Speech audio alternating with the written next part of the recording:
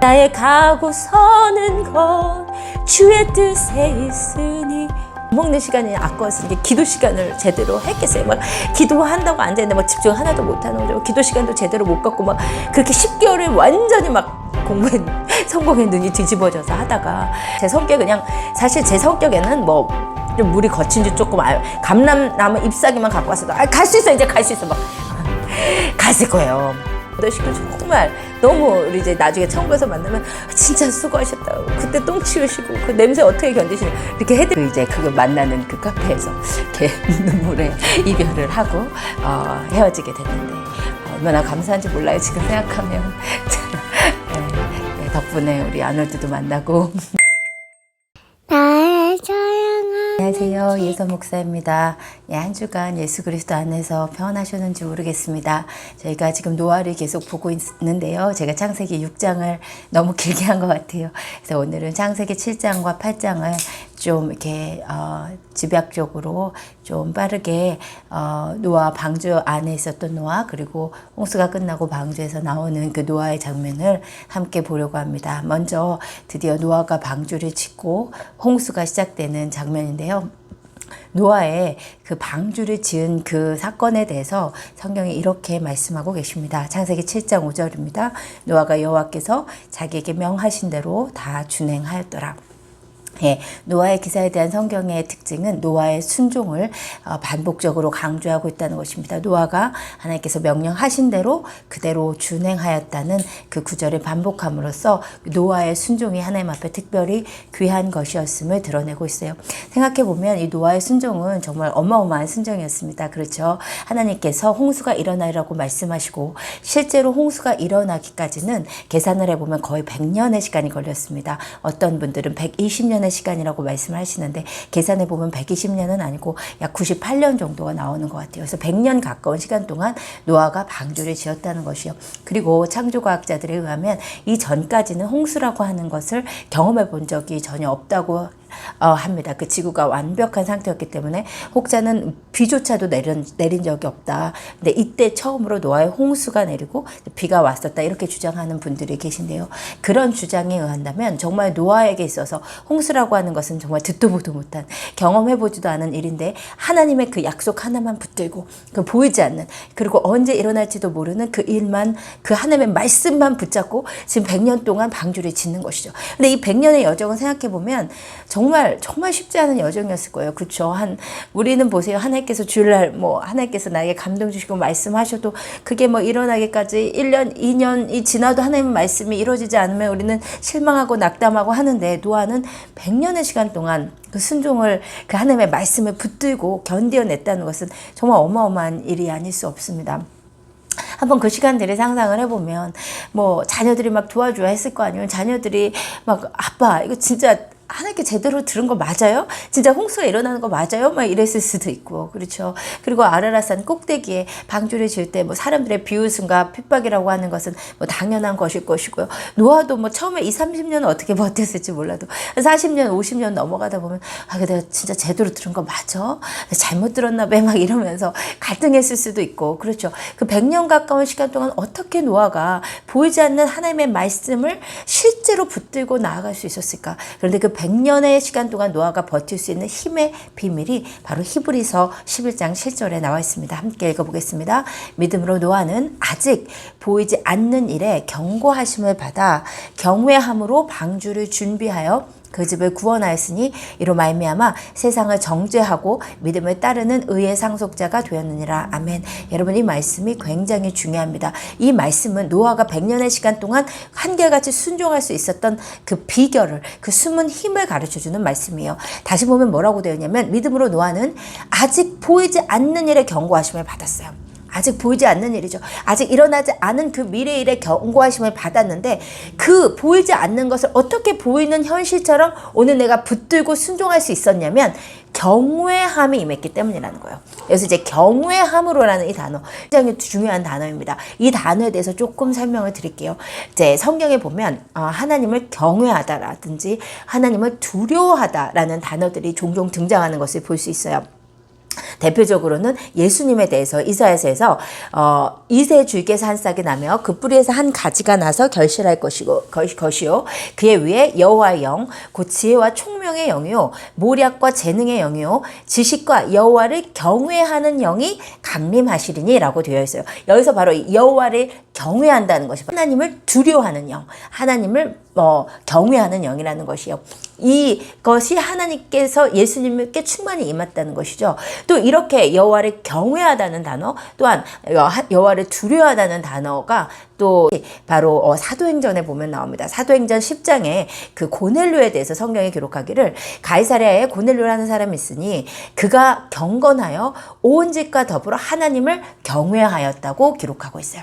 여러분 그렇습니다. 성경에 보면 하나님을 경외함, 하나님을 두려워함이라는 그런 말이 나온단 말이에요. 그런데 똑같이 노아에게도 그 하나님을 경외함이 임했기 때문에 노아가 방주를 보이지 않는 약속을 붙잡고 지킬 수 있었다는 것이에요. 그렇다면 하나님을 경외한다는 것이 무엇인가? 그래서 제가 이제 제 버전으로 좀 정의를 이렇게 내어봤어요.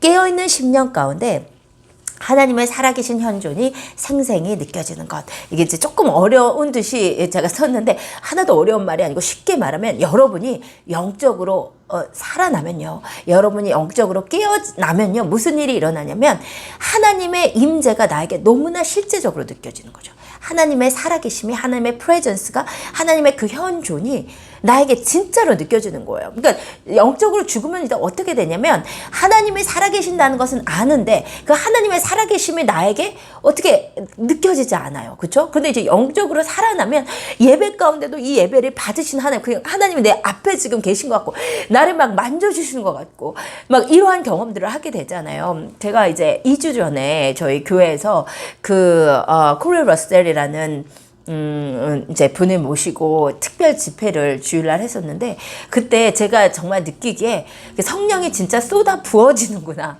진짜 성령이 그냥 완전히 쏟아 부어지더라고요. 그러니까 이분이 어떤 분이냐면 하나님께서 약속을 주시면서 그 나실인과 같이 이 다음 세대를 위해서 기도할 정말 구별된 하나님의 그 자들을 모으는 사명을 주시면서 그러한 사인으로 아들을 주신 거예요. 하나님께서 이 아들을 그래서 이 아들을 나실인으로 키우면서 이 두 부부가 기도자로 막 기도 운동을 일으키고 있는데 갑자기 이 아들이 죽은 거예요. 그러니까 이 아들이 죽으니까 너무 이제 감당이 안 되셔가지고 이 목사님이 너무너무 정말 힘드시고 또 사모님은 그렇게 뜨겁게 함께 사역을 하시던 사모님이 너무 그 자식을 잃은 아픔을 잊고 싶으셔가지고 막 알코올 중독에 빠지고 막 이렇게 망가지시게 된 거예요. 근데 10년 동안 오셨다는 거예요. 10년 동안 얼마나 눈물로 오시는 가운데서 그 깊이 하나님을 경험하시고 하나님께서 그 10년 후에 이 부부를 다시 회복시켜 주시는데 그 완전 알코올 중독에 완전히 빠지고 뭐 마약까지 하셨다는 것 같았어요. 그 사모님 하나님께서 막 완전히 100% 완전히 다시 일으키셔서 이제 두 분이 다시 나실인을 일으키시는 그 기도의 사역을 그 기도 운동을 일으키고 계시는 그런 목사님이셨는데요. 근데 이 목사님의 그 10년의 눈물이 정말 강단에 섰는데 그냥 하나님이 그냥 거기 오신 거예요. 그래서 그 목사님이 뭐 대단한 설교를 하시는 것이 아니라 그냥 말씀을 그냥 인용하시는데 그 던지는 말씀마다 정말 진짜 그 말씀이 살아서 움직여서 막 우리의 심령을 막 찌르는 거예요. 그래서 뭐 이런 상태예요. 이게 바로 하나님의 경외함이 임하는 거예요. 하나님의 경외함이 임하면요. 하나님의 말씀이 정말 너무나 두렵고 떨림으로 받아져. 왜냐면 이 말씀이 진짜 너무 살아있음이 느껴지니까. 이 말씀이 예전에 우리가 영적으로 죽잖아요. 영적이 죽으면 특징이 뭐냐면 이제 설교 시간에 졸려요. 하나님의 말씀이 하나도 귀에 안 들어오지를 않아요. 아무리 얘기를 해도 목사님 말씀을 하셔도. 근데 영적으로 살아나면 이 별거 아닌 말씀을 했는데 이것이 막 심령을 찌르고 막 살아있는 하나님의 음성을 들려서 그 말씀 한 구절 때문에 두렵고 떨림으로 하나님의 말씀에 순종할 수 없게 되는 순종할 수밖에 없는 상태. 하나님을 경외하는 영이 임했을 때요. 제가 종종 말씀드리는데 제가 이제 그 하나님의 뜻이 아닌데 너무너무나 좋아했던 제 엑스 보이프렌드가 있어요. 남자친구, 옛날 남자친구가 있는데, 그러니까, 이렇게 제가 이제 뭐랄까, 정이 좀 많아가지고, 이렇게 또 마음이 약하고, 이렇게 그 남자친구가 하나님의 뜻이 아니라는 것은 아는데, 군대에 가 있으니까, 군대를 제대를 시키고, 그 다음에 이제 헤어지자. 그렇게 생각하고 있었던 거예요. 그래서 이제 저희 언니가 맨날, 저 이제 먼저 하늘나라 간 저희 언니가 너 미쳤냐? 너 나이가 몇인데? 왜냐면 그 남자친구가 2살이 어렸거든요. 그래서 너 걔 제대하면 네가 나이가 시집갈 나이인데 어떡하려고 그러냐? 맨날 막 언니가 말리고 엄마는 뭐 처음부터 하나님의 뜻이 아니라고 하는데 제가 이거 끊지를 못하고 있었어요. 그런데 이제 드디어 제대를 딱 했는데, 제대를 하고 이제 헤어져야지 마음을 먹고, 근데 이제 막상 제대를 하고 나니까, 그래도 2년이라고 기다린 시간이 있는데, 그래도 좀 데이트를 하다 헤어지고 싶은 거예요. 제대한 지 한 달 정도 됐는데, 주일날 예배를 드리는데 그때 저는 그냥 일반 대학원에 다니고 있었고 신학을 앞으로 하게 되라는 거는 상상도 못하고 있었고 저희 이제 남동생이 우리 가정에서 제일 일찍 24살인가 23살인가 목사 안수를 받고 군대 목사님이세요. 군목이신데 저희 남동생이 그때 이제 저희 교회에서 오후 예배 설교를 하고 있었어요. 근데 저희 남동생이 그 아브라함에 대해서 아브라함이 이삭을 바치는 창세기 22장의 그 본문을 설교를 하는 거예요. 얼마나 유명한 본문이에요. 모두 다 아는 내용이고 정말 새로울 것이 없는 본문인 거죠. 그런데 그 창세기 22장을 선포하면서 이렇게 남동생 목사님이 모리아 산으로 올라가라고 그렇게 선포를 하는 거예요. 그 모리아 산으로 올라가라는 그 말씀을 선포를 하는데 제가 그 설교를 듣는 가운데 하나님을 경외하는 영이 임하니까 이 창세기 산으로 올라가라. 너 지금 모리아 산으로 올라가라.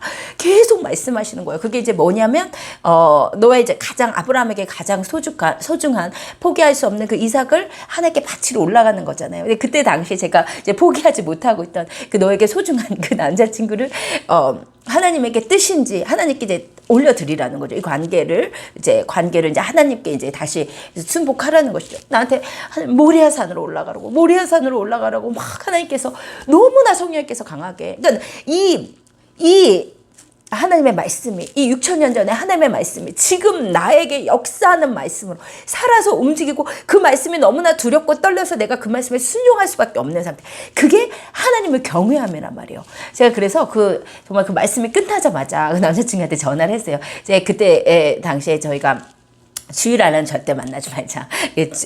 주일날은 이제 거룩하게 주님과 함께 했기 때문에 주일날은 절대 데이트를 안 했는데 제가 이제 예배 끝나자마자 전화해서 좀 만나자고 그래가지고 내가 이제 설교를 듣는데 하나님께 이런 감동이 왔다. 이제 우리 관계를 놓고 진짜 하나님께 기도할 때가 된 것 같다. 그렇게 해서 이제 한 달 동안 서로 새벽 기도를 하면서 하나님의 뜻을 구하기로 그렇게 하고 새벽 기도를 시작한 첫째 날 하나님께서 환상을 보여주시면서 하나님의 뜻이 아님을 다시 말씀을 강화가 해주셔가지고 그래서 이제 한 달 후에 만나서 이렇게 눈물의 드라마를 찍고 그때 이제 저희 학교와 그 남자친구의 학교가 이렇게 붙어 있었어요. 저희 학교 이렇게 후문과 남자친구 학교의 그 서문이었나 잘 기억이 안 나는데 그거 만나는 그 카페에서 이렇게 눈물의 이별을 하고 헤어지게 됐는데 얼마나 감사한지 몰라요. 지금 생각하면 덕분에 우리 아놀드도 만나고 아무튼 그래서 이렇게 하나님의 말씀이 나에게 너무나 앞으로 너무나 생생하게 느껴지는 상태가 바로 이제 하나님을 경외하는 영이거든요. 예, 코람데오라고 하죠. 라틴어로 하나님 앞에서 하나님이 바로 내 앞에 있는 것 같은 그 신전의식이 나에게 너무나 생생하게. 그러니까 여러분 이 히브리서의 말씀은 무슨 말이냐면 노아가 어떻게 100년을 가까이 보이지 않는 약속을 붙들고 한결같이 순종할 수 있었냐면 하나님이 내가 이 세상을 심판할 거야 라는 그 말씀이 이 노아에게 너무나 살아서 움직였던 거예요. 노아가 오늘 아침에 일어나가지고 막 갈등하면서 이거 내가 진짜 말씀 제대로 들은 거 맞아? 아니야 틀려? 막 가야 돼? 어떻게 해야 돼? 요런 상태가 아니었고요. 하나님을 경외하는 영이 임했더니 언젠지 모르지만 홍수가 일어나라는 그 하나님의 말씀이 이 노아에게 너무나 살아서 움직이고 있는 거야. 자다가도 눈을 번쩍 뜨고 하나님 심판하시는데 어서 구원의 길을 내가 이 방주를 예비해야지. 막 번쩍번쩍 그 사명감으로 막 100년 동안 하나님의 그 경외하는 영이 강력하게 노아를 붙들고 있었던 것이에요. 여러분, 그런데 이것이 우리가 마지막 때 우리가 어떻게 예수 그리스도께서 지금 다시 오신다고 하는데요.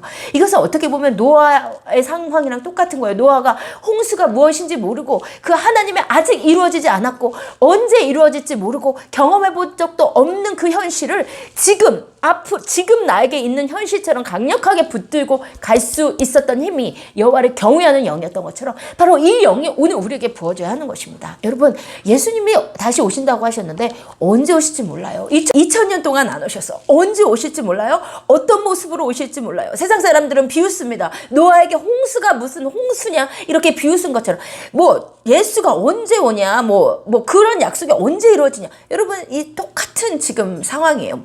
이 똑같은 상황 가운데서 우리가 예수님이 다시 오시는 것이 언제인지 모르고 어떨지 모르고 한 번도 경험해 본 적이 없고, 그런데 우리가 이 보이지 않는 주님의 약속을 오늘 지금 나에게 당면한 현실처럼 우리가 붙들고 살 때요, 여러분, 우리의 심령이 확확 깨어나는 거예요. 자다가도 우리 주님 다시 오실 텐데, 우리 주님 다시 오실 텐데, 내가 준비해야지, 내가 예배해야지. 어떻게 우리가 그렇게 살 수 있냐는 거예요. 그것은 바로 여호와를 경외하는 영이 우리 가운데 임할 때. 여러분, 그래서 여러분 기도하세요. 하나님, 여호와를 경외하는 영이 나에게 임하게 해주세요.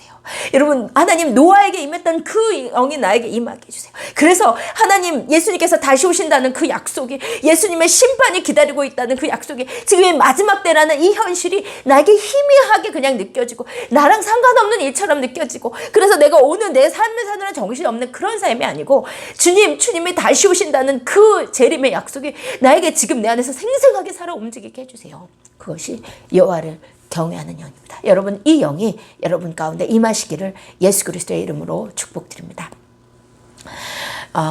여러분, 두 번째로 이제 노아의 삶을 좀 생각을 해보면, 노아는 분명히 자기의 직장이 따로 있었을 거예요. 그죠? 직업이 있었을 거예요. 농부였는지 무엇인지 모르지만 그의 삶의 모든 초점과 모든 에너지는 사실 방주를 짓는 데 사용되고 있었습니다.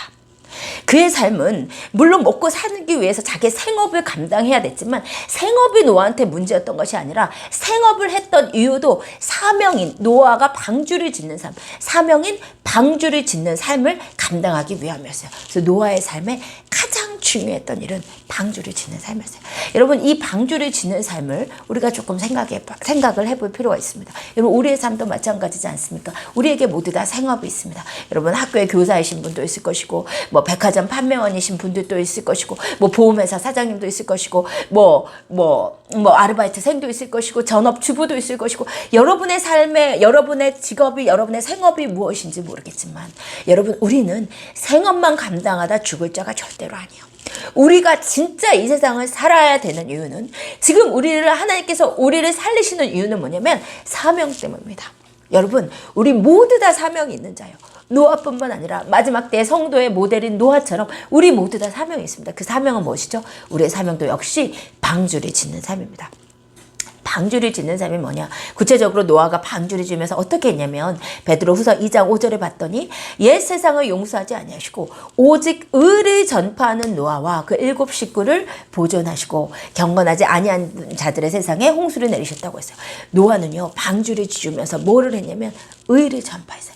노아가 방주를 짓는 이 자체가 의를 전파하는 것이었고, 방주를 지으면서 핍박하고 조롱하는 사람들을 향해서 심판이 있어요, 홍수가 일어나요, 이곳으로 들어오셔야 돼요 라고 의를 전파했다는 것이요. 여러분, 그런데 바로 이 노아의 삶이 우리가 따라가야 될 삶의 모델이라는 것을 아십니까? 여러분, 생업이 있으시겠지만 여러분, 그 생업에 너무 묶여버리시면 안 돼요. 여러분, 생업과 사명 사이에 여러분의 우선순위는, 프라이어리티는 사명이심을 여러분 기억하셔야 됩니다. 그런데 우리는 너무나 쉽게 생업에 매몰돼 버려요. 여러분, 자식을 낳고 키우다 보면 이 엄마들이요, 보통 이 처녀 때 되게 뜨겁고 처녀 때 막 기도하고 막 중보하고 막 중보기도에 용서하고 막 이러시다가, 전도하고 다니시고 막 이러시다가 자식 낳아보세요. 막 낮밤 바뀌죠. 잠 못 자죠. 애기 학원 보내야 되지, 가르쳐야지, 어쩌고 저쩌고 하다 보면 처녀 때 가졌던 그 뜨거운 열정, 그 하나님 나라를 향한 열망, 이런 거 다 식어요. 제가 몇 번씩 말씀드리지만 제가 대학교 때 CCC를 했었어요. 근데 이 CCC를 할 때 정말 그 CCC 그 전국 집회에 가면은 정말 그 전국에서 그 대학생 청년들이 모여서 정말 뜨겁게 예수 그리스도의 나라가 임하기를 그렇게 간절히 소망하면서 기도하고 그렇게 기도를 했었단 말이에요. 그런데 그 청년들 지금 뭐 하고 있냔 말이에요. 제가 나중에 대학원에 가고 나서 이렇게 직장인 CCC 모임, 그러니까 대학생 CCC 모임은 엄청나게 많이 모이는데 직장인 CCC 모임은 거의 15분의 1도 안 모이는 것 같아요. 왜냐면 이미 직장 생활 하면서부터 막 지치는 거예요. 그래도 대학생 때는 알바 조금 하더라도 그냥 사실 제일 재밌고 할만하잖아요. 그런데 생업이 생기고 나면, 책임져야 될 가정이 생기고 나면, 이게 지금 하나님 나라고 어디서 먹고 살기 바쁜데, 여러분 직장에서 예수 그리스도의 증인으로 살아가는 거, 여러분이 선교사이십니다. 여러분 거기서 방주 짓고 계시는 거예요. 여러분 가정에서 자녀를 키우면서 여러분이 이 다음 세대가 일어나기 위해서 어머니들이 일어나야 되거든요. 어머니들이 말씀과 주의 교양으로, 훈계로 그 자녀들을 가르칠 때 자녀들이 하나님 나라의 백성으로 일어나는 것이죠. 여러분 생업만 감당하고 사는 것도 너무 힘듭니다. 이 세상 사람들은 생업을 감당하고 사는 것이 전부예요. 그런데 우리 그리스도인들은 생업이 문제가 아니고요. 생업은 사명을 위해서 존재하는 것이고요. 여러분 하나님께서 우리를 이 땅에 두시는 것도요, 사명 때문이거든요. 그리고 우리가 하나님께 이루어드려야 될 사명을 다 마치면 하나님께서 우리를 부르시는 것이에요. 여러분 우리는 사명 때문에 살아가는 존재입니다. 여러분 그러므로 여러분 먹고 사는 문제에 너무 매몰되지 마세요. 너무 지나치게 거기에 빠지지 마세요. 여러분 정말 끼어있기가 너무나 힘들죠. 먹고 사는 문제, 여러분 직장에서 맨날 막 힘들어 죽겠는데 거기서 그리스도인으로 살아간다. 이것은 엄청난 주의 은혜가 필요한 것이죠. 여러분 그래서 성령을 붙잡으세요.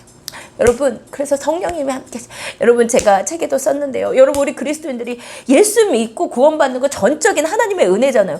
근데 예수 믿고 구원은 하나님의 은혜로 하고 그 다음은 막 내가 살아내려고 절대로 그것이 가능하지 않기 때문에 우리에게 성령을 보내신 것입니다. 여러분 그래서 오늘 또 성령이 오죠. 하나님 내 힘으로는 안 돼요.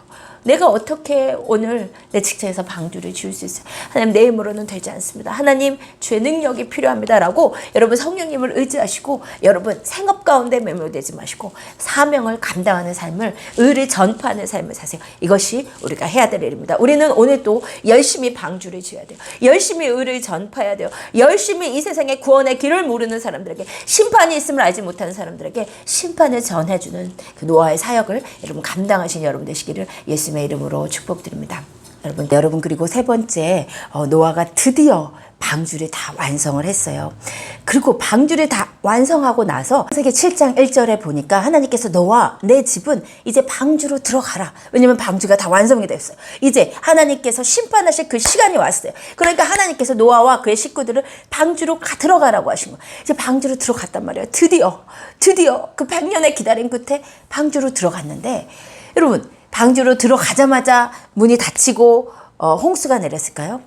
놀랍게도 그렇지 않았습니다. 여러분 7장 9절에서 10절을 읽어볼게요. 하나님이 노아에게 명하신 대로 암수 둘씩 노아에게 나와 방주로 들어갔으며 7일 후에 홍수가 땅에 덮으니. 여러분 보세요. 하나님께서 가라고 하셔서 드디어 방주로 들어갔는데, 방주에 들어가고 나서 바로 홍수가 일어난 것이 아니고 7일을 하나님께서 더 기다리십니다. 7일 동안이나 방주 안에서 아무 일이 일어나지 않고 7일 후에 문이 닫히고 홍수가 일어났다는 거예요. 그럼 우리가 여기에서 7일이라는 시간을 좀 생각을 해봐야 돼요. 왜 하나님께서 7일 동안 아무 일도 일으키지 않으셨을까? 여러분 저는 이렇게 생각합니다. 이 7일이라는 시간은 하나님께도 너무나 필요한 시간이었고, 노아의 가족에게도 너무나 필요한 시간이었고, 그리고 그 방주 밖에 있는 사람에게도 너무나 필요한 시간이었어요. 여러분 이 7일의 시간이 하나님 편에 필요했던 것은, 7일은 하나님께서 아마 마지막으로 이 노아 당시의 사람들에게 홍수를 피할 수 있는, 방주로 들어갈 수 있는 마지막 기회를 주는 시간이에요. 여러분 하나님은 심판을 즐겨하시는 하나님이 아니십니다. 하나님은 언제나 용서하시고 언제나 구원하기를 원하시는 하나님이시고, 하나님은 언제나 심판 중에도 긍휼을 잃지 않는 하나님입니다. 하나님은 한 사람이라도 구원을 얻기를 원하셨기 때문에 방주 문을 바로 닫지 않으시고 노아와 그의 가족들이 들여보내고 나서도 이 7일을 기다리셨다는 거예요. 이 7일은 하나님 편에서는 하나님께서 구원하시기를 원해서 마지막으로 기다리시는 시간이에요. 여러분 그런데 이 7일의 시간이 방주 바깥에 있는 사람에게는 구원을 받을 수 있는 마지막 시간이었음과 동시에 어떻게 보면 그들이 구원받기에 합당하지 않았음을 증명하는 시간이기도 했어요. 7일의 그 마지막 하나님께서 주신 기회를 이 방주 바깥에 있는 사람들은 놓치고 비웃음으로 여러분 그 시간을 지냅니다. 어떻게 보면 이 7일의 시간 동안 가족들이 다 멀쩡하게 다 들어갔는데 아무 일도 일어나지 않아. 그런데 막 동물들도 왔잖아요. 하나님께서 보내주셨잖아요. 암소 한 싹씩. 그러면 그 놀라운 그거 자체가 정말 놀라운 장면 아닙니까? 전 세계에서 암소 한 싹씩 들어오는 거야. 그때 이것을 보는 그 방주 밖에 있는 사람들이 진짜 무슨 일이 일어날래나? 여러분 그렇게 생각을 했어야 하는데 그들은 여전히 비웃고 있었고 어떻게 보면 정말 아무 일도 일어나지 않는데 7일이나 아무 일도 일어나지 않는데 방주 속에 있었던 그 노아 가족을 향해서 침을 뱉었을 수도 있고 비웃었을 수도 있어요. 그래서 그 7일이라는 시간은 방주 바깥에 있는 사람들에게는 자신들이 구원받기에 합당하지 않은 자임을 증명하는 시간이기도 했습니다. 그런데 이 7일의 시간이 어떻게 보면 제일 힘겨웠던 사람들은 방주 안에 들어온 노아의 가족들이었겠죠. 여러분 정말 우리 아버지가 미쳤나 막 이렇게 궁금해하던 우리 자녀들이 드디어 방주 안으로 들어갔는데 그리고 갑자기 막 우르릉 쾅쾅 하면서 무슨 일이 일어나야 되는데 7일 동안 아무 일도 일어나지 않는 거예요. 어떻게 보면 이 7일의 시간 동안 이 노아의 아들과 자불들은 정말 너무 마음이 힘들었을 수 있고 정말 뛰쳐나갈 수도 있었을 거예요. 그런데 7일 동안 그 안에 있었던 그 사람들에게 이 7일의 시간은 그러므로 그들의 인내를, 그들의 진정한 순종을 마지막으로 테스트한 시간이기도 했습니다. 여러분 그렇게 하나님께서는 7일이라는 마지막 기회를 주시면서 구원의 기회를 마지막으로 주시기도 했고 또 노아 방주 안에 있는 사람들에게 마지막으로 인내를 테스트하신 시간이었습니다. 그리고 7일이 지나자 드디어 놀랍게도 땅에 깊은 샘들이 터지면서 위아래로 다 터졌다고 하죠. 이제 궁창 위의 물과 궁창 아래 물이 나눴는데 궁창 위의 물이 완전히 이제 쏟아져 내리고 궁창 밑에 물의 깊음의 샘들이 다 터지면서 엄청난 이제 노아의 홍수가 일어났습니다. 그런데 노아의 홍수가 일어나기 전에 드디어 7일을 하나님께서 기다리시고 문을 닫으시죠. 그 자문 함께 읽겠습니다. 들어간 것들은 모든 것의 암수라 하나님이 그에게 명하신 대로 들어가매 여호와께서 그를 들여보내시고 문을 닫으시니라. 아멘. 여러분 하나님께서 문을 닫으셨습니다. 하나님께서 문을 닫으셨다는 이 말씀이 정말 어떻게 보면 무서운 말씀이에요. 여러분 성경에 봤더니 하나님이 닫으면 열 자가 없고 하나님이 여시면 닫을 자가 없다고 했어요. 근데 이 문은요 하나님이 닫으셨습니다. 한 번 닫힌 문은 다시 열리지 않아요. 여러분 그런데 우리가 노아의 방주를 보면서 늘 기억해야 될 거 문의 방주는 마지막 때의 모델이라고 했습니다. 마지막 때 우리가 앞으로 일어날 일들을 하나님께서 미리 보여주신 것이에요. 그렇다면 이 문이 닫히는 이 사건이 한 번 더 일어날 것이죠. 그것을 예수님께서 먼저 예언적으로 비유로 보여주신 것이 바로 마태복음 25장의 열처녀 비유이죠. 그들이 살아간 사이에 신랑이 오므로 준비하였던 자들은 함께 혼인잔치에 들어가고 문은 닫힌지라 그 후에 남은 처녀들이 와서 이르되 주여 주여 우리에게 열어주소서. 대답하여 이르되 진실로 너희에게 이르노니 내가 너희를 알지 못하노라. 아멘. 여러분 노아의 홍수 때 방주의 문이 닫히고 절대로 다시 열리지 않았던 것처럼 마지막 때 예수님이 오실 때도 구원의 문이 한 번 닫히고 이 혼인잔치의 문이 한 번 닫히면 절대 다시 열리지 않는다는 것이에요. 여러분 아무리 그 10처녀 중에 5처녀가 이 처녀들 모두는 교회라고 했습니다. 저희 10처녀 비유에 대해서 설교를 한 것을 제가 밑에 링크를 달아놓게 한번 들어보셨으면 좋겠어요. 여러분 10처녀 모두는 교회라는 사실을 염두에 두셔야 돼요. 그래서 혼인잔치에 들어간 5명만 교회였고 나머지 5명은 세상 사람이 아니야. 절대 그렇지 않습니다. 여러분 교회 성도들이었지만 모든 교회 성도들이 다 구원받는 것이 아니라는 것이에요. 마지막 때 준비하고 있어야 되는 거예요. 여러분 마지막 때 등과 기름을 함께 준비하셔야 됩니다. 여러분 내 안에 있는 이 등이 기름으로 활활 타오르고 있어야 돼요. 내 안에 이 영적인 생명력이 성령으로 말미암아 활활 타오르고 있어야 돼요.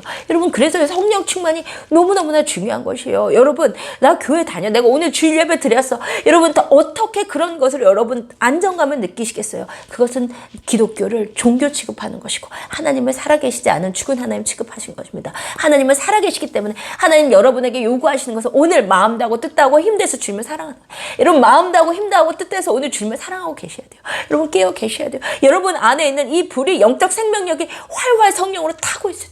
성령 충만하셔야 됩니다. 준비하고 있어요. 준비하라, 예배하라. 여러분 마지막 때와 관련해서 예수님께서 한 번, 두 번 말씀하신 거죠. 여러분 부탁드립니다. 성경 좀 읽으시고, 여러분 성경 왜 이렇게 안 읽으세요? 성경 읽으셔야 돼요. 성경 읽으셔야 되고, 여러분 영적으로 깨어있을 때, 하나님을 경외하는 영이 임할 때, 이 성경이 나에게 정말 살아있는 움직이는 말씀으로 역사하고, 그 말씀에 여러분 완전 우리가 그 말씀 때문에 살아가는 그 삶, 여러분 그것이 살아있는 심령의 삶입니다. 여러분 우리도 이 마지막 때 문이 닫히는 이때가 오는데, 여러분 문이 닫힐 때 여러분 아무리 그 문을 열고자 해도 절대로 그 문이 열리지 않습니다. 때가 있습니다. 여러분 그러므로 여러분 준비하시고, 또 여러분의 주위 분들 여러분 전하셔야 돼요. 의를 전파하는 삶을 사셔야 돼요. 이 문이 닫힐 때가 있다는 것, 닫히면 다시 열리지 않는다는 것입니다. 문이 닫혔고, 그리고 방주 바깥에 있었던 모든 생명들은 모두 다 심판을 받고 마는 그런 참 가슴 아픈 심판이 있었던 것이 바로 노아의 홍수입니다. 성경에 하면 홍수는 40일 동안이나 지속되었습니다. 40일 동안 모든 땅의 기품의 샘들이 터지고 아라랏산 꼭대기까지 물이 떠올라서 배가 둥둥 떠다니는 그런 대홍수가 일어나고, 하나님께서 모든 생명체를 다 심판하시는 그 일이 있고 나서 드디어 이제 물이 조금씩 거치기 시작하죠. 근데 우리가 이쯤에서 이 방주 안에 있었던 사람들의 그 삶을 좀 생각을 해봐야 돼요. 방주에 얼마나 오래 있었느냐 충분히 계산이 가능합니다. 이제 성경에 나와요. 창세기 7장 10절 11절 보면 7일 후에 홍수가 땅에 덮이니 노아가 600세 되던 해 둘째 달 곧 그달 10일의 날이라. 이게 무슨 말이냐면, 언제 방주에 들어갔냐면 노아가 600살이 될 때 2월 17일에 홍수가 시작이 됐다고 그랬어요. 둘째 달, 그달 10일의 날이니까 2월 17일에 홍수가 시작이 됐어요. 근데 노아의 가족들은 그것보다 일주일 앞서서 방주에 들어갔잖아요. 그러니까 2월 10일에 방주에 들어갔었던 거예요. 2월 10일에 방주에 들어갔는데, 그러고 나서 이제 40일 동안 홍수가 이제 가득했고 조금씩 물이 거쳤겠죠. 그때 얼마나 나가고 싶었을까? 정말 여러분 이렇게 상상을 해보세요. 아무리 방주가 큰들 여러분 그 많은 양식을 다 쌓아놨을 텐데 매일같이 이렇게 음식을 줘야 됐었고, 똥 오줌 쳤어야 됐고, 저희 집에도 이 머핀이라고 이 치아와와 시츄가 이렇게 믹스된 강아지를 하라가 너무나 원해서 샀어요. 저는 이제 이 미국은 집에서 강아지를 키우는데, 제가 강아지랑 집에서 같이 사는 별로 저한테는 이 정서상 좀 안 맞아가지고 제가 진짜 원하지 않았는데 기도했는데 하나님이 이렇게 허락해주라는 그런 마음을 또 주셔가지고 제가 또 이제 어쩔 수 없이 머핀을 키우는데, 우리 딸이 다 자기가 케어한다고 하더니 다 저의 몫이 됐지요. 근데 이 강아지 하나 키우는 것도 이게 쉬운 일이 아니에요. 뭐 아침부터 한 하루에 3번씩 이렇게 또 산책시키면서 해줘야 되고, 뭐 음식도 조그만 게 얼마나 많이 먹는지 막 이게 뭐 손이 엄청 많이 가요. 강아지 한 마리도. 그런데 그 전 세계 그 동물들이 암사 한 살씩 다 탔으니, 또 막 우리 머핀은 조그마니까 개똥도 조그만데 막 코끼리 얼마나 똥커요. 막 냄새 막 장난 아니고 그렇잖아요. 그러니까 이거 맨날 하루에 맨날 이게 똥집에도 정말 이 7가족이 너무 수고했어. 정말 이 8식구들이, 이 노아의 8식구 정말 너무, 우리 이제 나중에 천국에서 만나면 진짜 수고하셨다고, 그때 똥 치우시고 그 냄새 어떻게 견디시냐 이렇게 해드려야 돼요 우리가. 근데 이게 얼마나 힘들었겠어요. 그 냄새 나고, 정말 그것을 얼마 동안, 오랫동안 거의 1년 넘게 노아의 가족들이 이 방주에서 이 동물들이랑 같이 살았단 말이에요. 얼마나 나가고 싶었겠어요.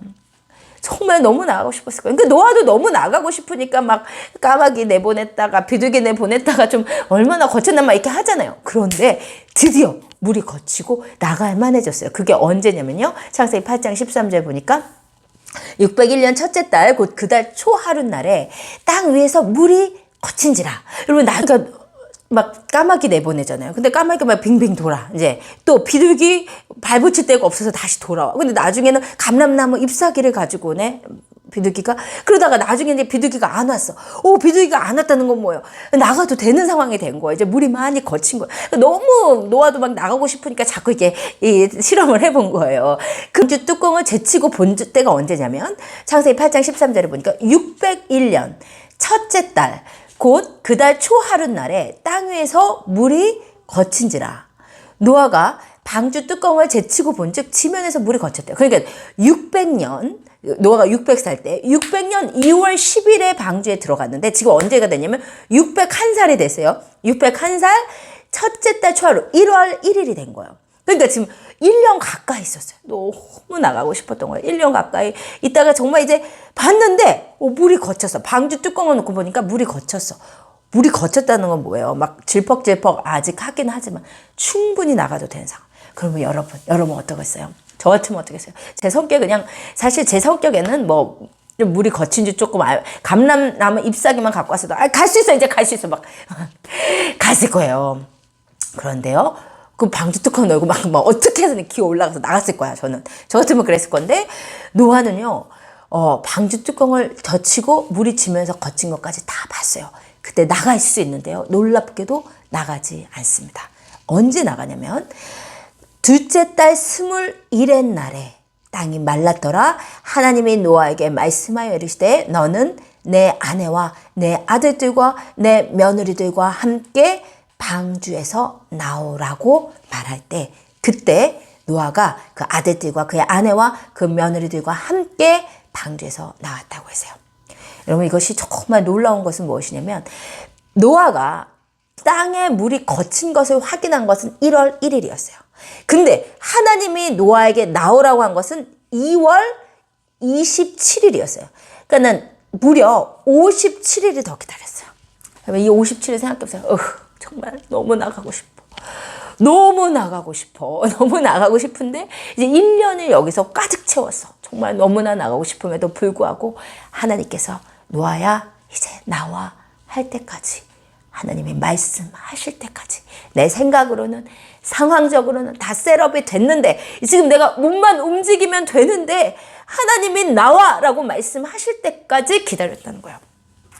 여러분, 저는 여기에서 정말 노아의 놀라운 순종을 봅니다. 특별히 이 노아에게 있어서 너무나 귀한 것은 하나님이 말씀하실 때까지 내 마음대로 움직이지 않았다는 것이요. 여러분, 저는 이 은혜가 여러분의 삶 가운데 있으시기를 원합니다.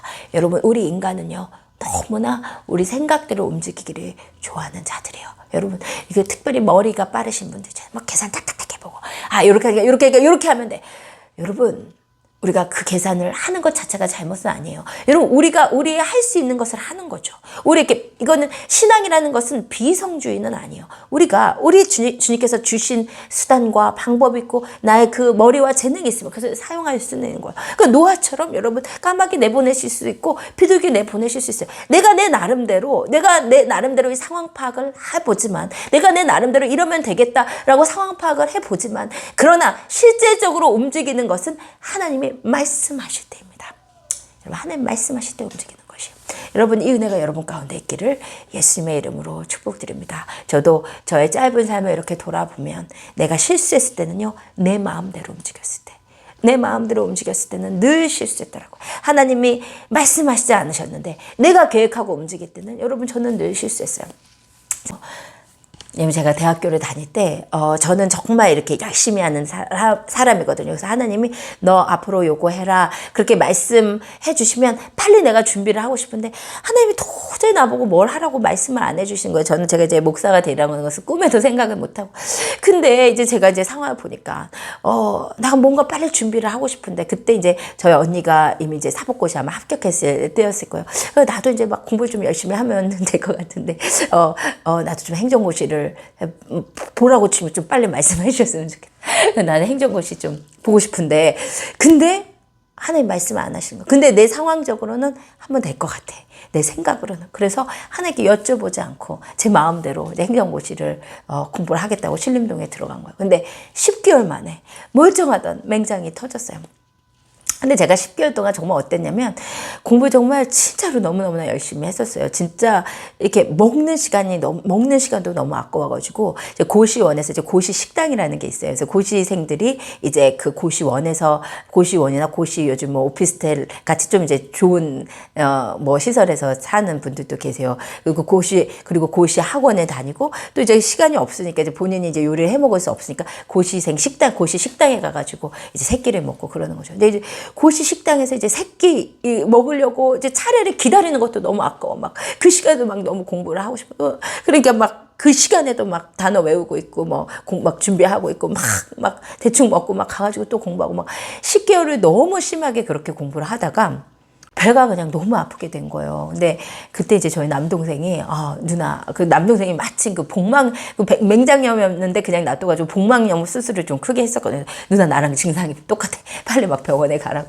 그래서 이제 병원에 갔더니 이제 맹장염이라고 해가지고 제가 수술을 한 거예요. 근데 그때 10개월 동안 제가 너무 제 열정이 앞선 나머지 내가 1년 만에 1차 합격하고 막 이런 그거를 세워놓고 그 뜻을 세워놓고 막 그대로만 하려고 너무 열정적으로 한 나머지 제가 생명같이 지키던 여러분 밥 먹는 시간이 아까웠으니까 기도 시간을 제대로 했겠어요. 막 기도한다고 앉아있는데 막 집중 하나도 못하는 거죠. 기도 시간도 제대로 못 갖고 막 그렇게 10개월을 완전히 막 공부에 성공의 눈이 뒤집어져서 하다가 10개월 만에 제가 수술을 했는데 그 수술하는 동안에도 제가 심령이 회복이 안 돼. 돌이키지 않더라고요. 그런데 수술을 하고 나서 제가 일주일 동안 병원에 입원해 있는 그 상황 가운데 다시 그것도 너무 10개월 동안 하나님 앞에 그 심령이 무디어되다 보니까 회복하는데 시간이 걸리더라고요. 그런데 10개월 만에 제가 그 병원에서 주님 앞에 다시 눈물로 내가 왜 이렇게 됐을까? 내가 언제부터 이렇게 됐을까?